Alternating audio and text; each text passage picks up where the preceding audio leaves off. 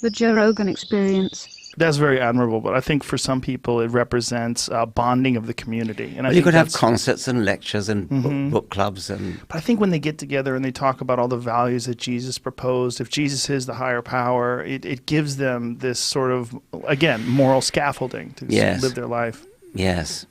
Well, Jesus would probably on the whole provide a fairly good moral scaffolding. Not totally, but right. He was ahead of his time anyway. So you do think he was a real person? Most of the scholars I've talked to say he probably was. The evidence is not great, of course, but I think I don't think it's that big a deal, actually, because a wandering preacher called Yeshua or Yehoshua would not be surprising. I mean, it's a common name, right. And there are plenty of wandering preachers. What would be very surprising would be if he raised Lazarus from the dead and walked on water and turned water into wine. And that, of course, did not happen. Well, why couldn't people just drink water either? Why did they have to drink wine? He's trying to get people drunk? Like, what's that all about? Well, that's a separate question. But I think the point I'm making is that it's a very big difference to say, did he exist? And maybe he did, maybe he didn't. Who cares, really? Or that's very different from saying that a miracle worker who really did do miracles rather than conjuring tricks existed. Yes.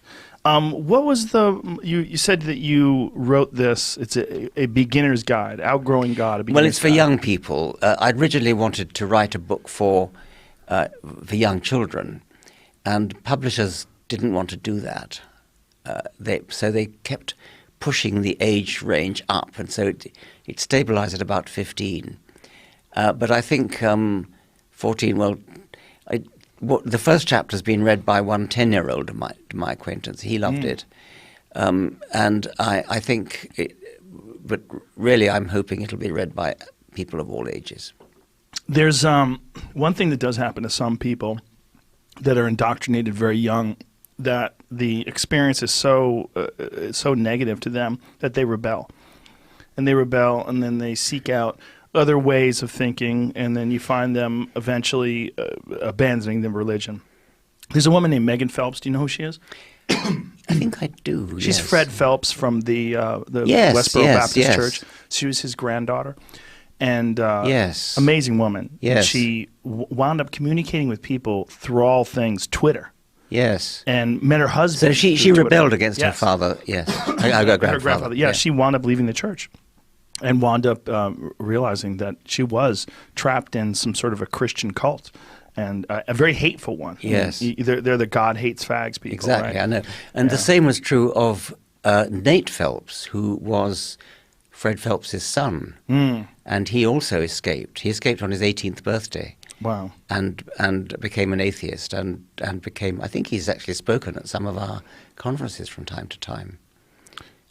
So. Yeah, there's hope in that. Yes, right? there is. It's just when I like when people can, and I've had her on the podcast.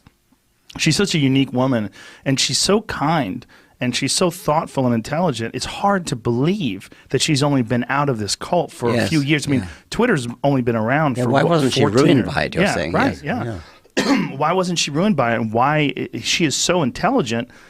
How did she exist in that structure while being so intelligent? I agree. But of course, I feel the same way about apparently intelligent people who believe obvious nonsense. Yeah. And it's hard to understand.